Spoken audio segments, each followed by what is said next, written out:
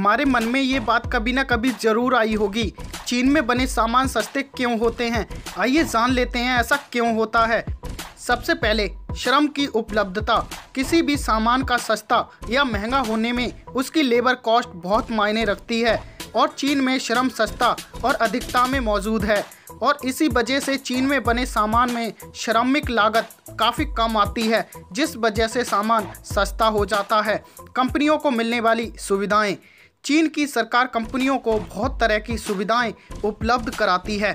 इसमें आधारभूत संरचना, बिजली, पानी, सड़क आदि शामिल है तथा चीनी सरकार निर्यात की जाने वाली वस्तुओं पर भी बहुत ज़्यादा छूट उपलब्ध करवाती है और ज़रूरत पड़ने पर कंपनियों को सब्सिडी भी देती है। इसी कारण सामान सस्ता हो जाता है। विदेशों को ध्यान में रखकर उत्पादन करना।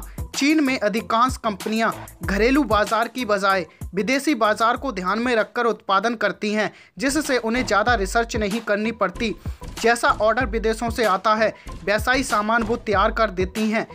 इसी वजह से कंपनियों की लागत घट जाती है। चीन में किसी भी सामान को कॉपी करने पर भी सरकार कोई एक्शन नहीं लेती और इन्हीं वजह से सामान सस्ता हो जाता है। आइए जान लेते हैं भारत में बना सामान महंगा क्यों होता है। बिजली की व्यवस्था। हमारे देश में बिजली की उपलब्धता हमेशा से ही कमी रही है और ज़्यादातर जगह पर बिजली 24 घंटे नहीं रहती है और इसलिए कंपनियों को जनरेटर लेने पड़ते हैं और उनमें तेल डालना पड़ता है, जिससे सामान की कॉस्ट और भी बढ़ जाती है। दूसरा, ट्रांसपोर्टेशन। हमारे देश में चीन की तुलना में ट्रांसपोर्ट भी महंगा है। सड़कें इतनी अच्छी नहीं हैं जिससे सामान को जल्दी और कम कीमत में पहुंचाया जा सके।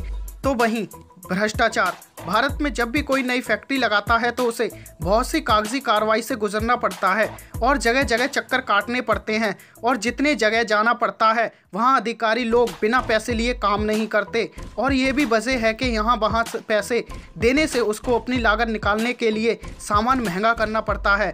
सब्सिडी। यहाँ की सरकार कंपनियों को इतनी सब्सिडी उपलब्ध नहीं करा पाती जितनी की चीनी सरकार। भारत में अन्य कामों में भी सब्सिडी दी जाती है। अंत ये सभी ही कारण हैं चीन में सामान सस्ता और भारत में महंगा होने